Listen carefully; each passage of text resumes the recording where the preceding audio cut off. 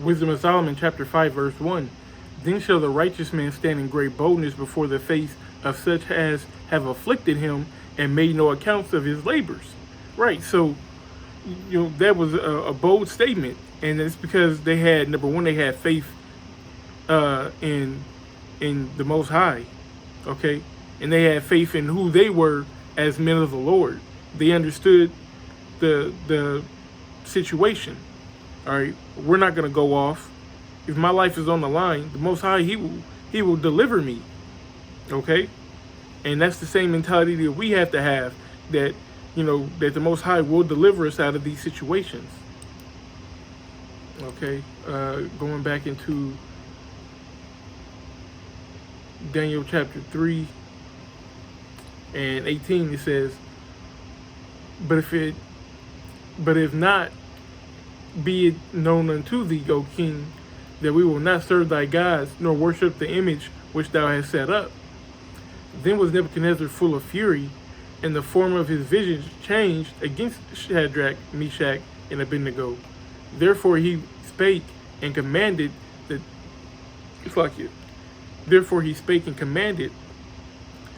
they should heat the furnace 17 times more than it was wont to be heated. And he commanded the most mighty men that were in his army to bind Shadrach, Meshach, and Abednego, and to cast them in the burning fiery furnace. Then these men were bound in their coats, their hosen, and their hats, and their other garments, and were cast into the midst of the burning fiery furnace. So, they swooped them up and put them in the furnace. Therefore, because I'd be remiss if I didn't mention that they turned it up 7 times more. So this wasn't your regular everyday flame that they've been putting niggas to death with. They made it 7 times more hot. It says, therefore, because the king's commandment was urgent and the furnace exceedingly hot, the flame of the fire slew the men that took Shadrach, Meshach, and Abednego. And these 3 men, Shadrach, Meshach, and Abednego, fell down into the midst of the burning fiery furnace. Then Nebuchadnezzar the king was astonished, and rose up in haste, and spake, and said unto his counselors, Did we not cast 3 men bound into the midst of the fire? They answered and said unto the king, True, O king. He answered and said, Lo, I see 4 men loose, walking in the midst of the fire, and they have no hurt, and the form of the 4th is like the Son of the Most High. Yahushua was with them. Now, if we just put our thinking caps on for a minute, they were able to see within the furnace. So I don't know exactly how it was set up, whether they had like a overhead view of the furnace, but they were able to see within the furnace, Meshach, Shadrach, and Abednego, and along with Yahushua. And if you read in the Song of the 3 Holy Children, it goes a little bit more into this story. But he was in there with us, or with them, should I say. Verse 26, it says, Then Nebuchadnezzar came near to the mouth of the burning fiery furnace, and spake and said, Shadrach, Meshach, Abednego, ye servants of the Most High, come forth, come hither. Then Shadrach, Meshach, and Abednego came forth of the midst of the fire. All right.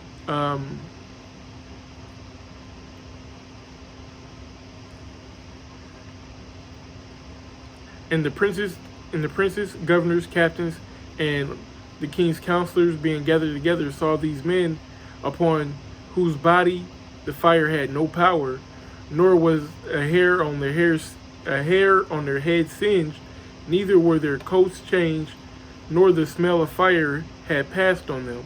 So you can't even really tell that they were in there because of that hedge of protection that was around them. They didn't have any burns, not a hair was burned.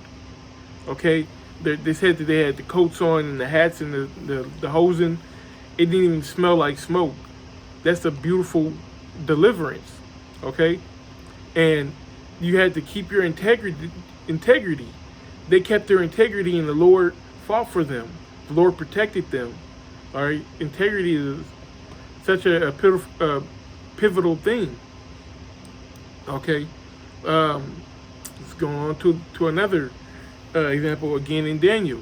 Okay, when Daniel's being cast into the lion's den. So this is Daniel chapter 6. I'm gonna start at verse 7. It says, all the presidents of the kingdom, the governors, and all the princes and the counselors and the captains have consulted together to establish a royal statute and to make a firm decree that whosoever shall ask a petition of any god or man for 30 days, save of thee, O king, he should be cast into the den of lions.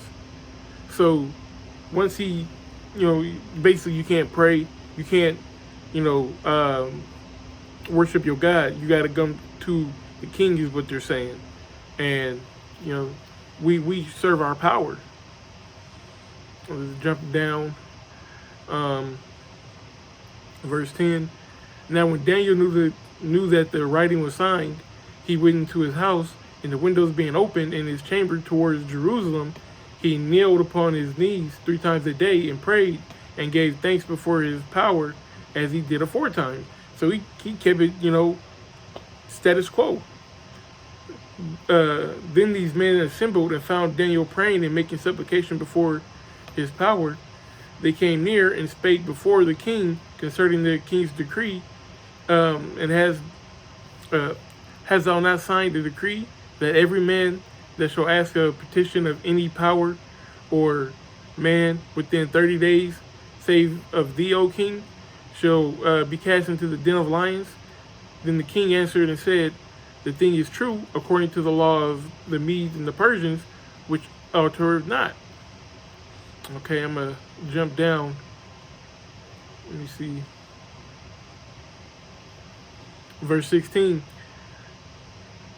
Then the king commanded, and they brought Daniel and cast him into the den of lions. Now the king spake and said unto Daniel, thy power whom thou servest continually, he will deliver thee. Now, this is a whole new kingdom. This isn't Nebuchadnezzar. This is, I believe, Darius.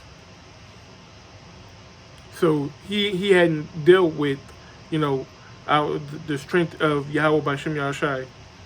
Okay, it says, and the stone was brought and laid upon the mouth of the den, and the king sealed it with his own signet and with the signet of his lords, that that the purpose might not be changed concerning Daniel. Then the king went to his palace and passed the night fasting, neither did the instruments of music brought before him, and his sleep went from him. So the king was kind of messed up. He couldn't sleep that night because he knew, that Daniel was a good dude. I believe he was like second over the whole province at the time. Verse 19, then the king arose very early in the morning and went into haste unto the den of lions. And when he came to the den, he cried with a lamentable voice unto Daniel. And the king spake and said to Daniel, O Daniel, servant of the living power, is thy power, whom thou servest continually, able to deliver thee from the lions? And then said Daniel unto the king, O king, live forever. My power hath sent his angel, and has shut the lions' mouths, that they have not hurt me. For as much as before him innocency was found in me, and also before thee, O king, I have done no hurt. So he didn't do anything wrong. All right, he kept his integrity. Okay, he was found to be innocent, and the Most High protected him. All right, and that's the same thing that we got to do. We have to keep our integrity, okay, and be blameless, okay, spotless. Or Yahweh Shai is the example. So, if we strive to be like Yahweh Shai, we're going to get that same protection. Okay, so we're going to go to the next example. This is 2 Kings chapter 6. I'll start at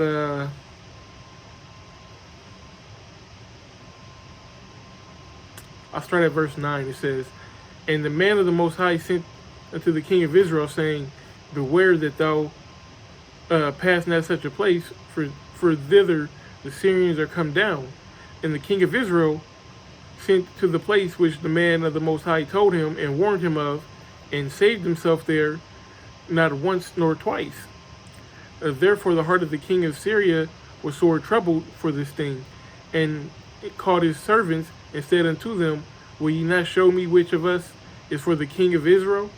And one of his servants said, None, my lord, O king, but Elisha, the prophet that is in Israel, telleth the king of Israel the words that thou speakest in thy bedchamber.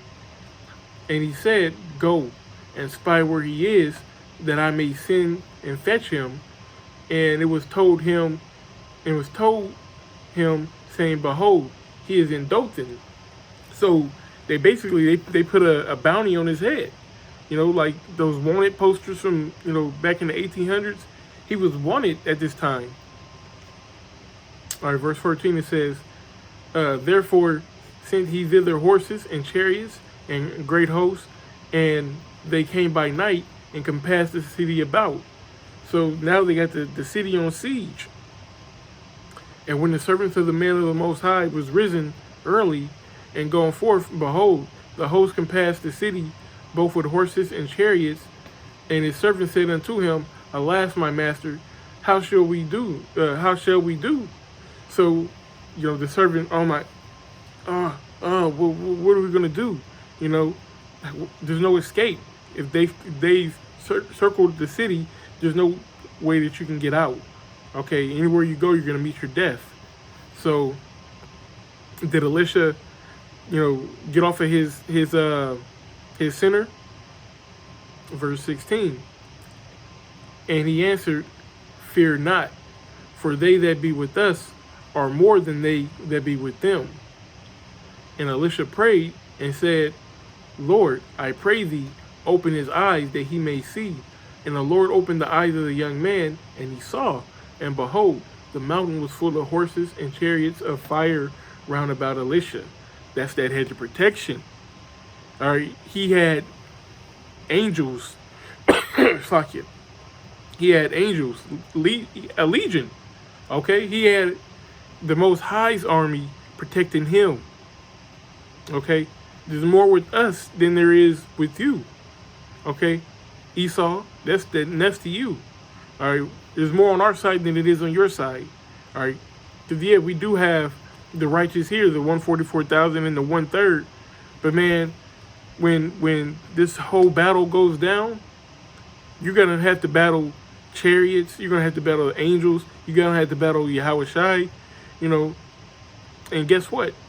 His protection is gonna be around us. So you're not gonna be able to come and get us. All right. And there's plenty of other examples. The Purim. Okay, when we were saved, when they tried to cast lots for our people as a nation, and we were still delivered. We got delivered out of Egypt. Look at all the battles that David had, the battles that Joshua had when he took the land. Okay, so many different examples of men who who kept their integrity. Okay, who followed the Most High's game plan, who did what they were supposed to do, and that hedge of protection that was around them afforded them, their life. So, with that being said, I just want to, give that to exhort you, Akim, that, keep your integrity. All right. Don't fold to this world. Don't conform. As a matter of fact, let's get this word.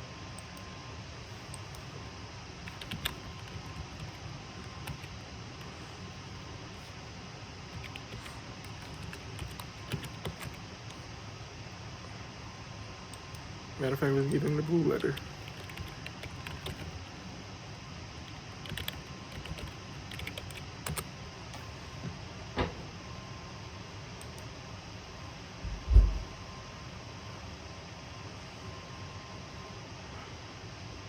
Matter of fact, I'm going to read this. This is Romans 12:1. It says, I beseech you, therefore, brethren, by the mercies of the Most High, that ye present your bodies a living sacrifice, holy acceptable unto the Most High, which is your reasonable service. And be not conformed to this world, but be ye transformed by the renewing of your mind, that ye may prove what is that good and acceptable and perfect, the will of the Most High. So, you know, that's just being on point, man. Yeah, we want the Most High to deliver us, but if we had to make our body a living sacrifice, we already knew that that was part of the deal when we came into this thing. All right, that's nothing new. So let's get this word conformed.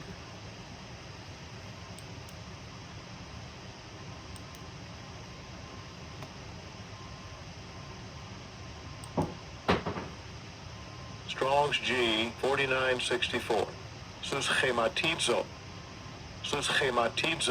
It says to conform oneself, i.e. one's mind and character, to another's pattern, fashion oneself according to. And a derivative of to conform to the same pattern, conform. Let me see if I can go to a root.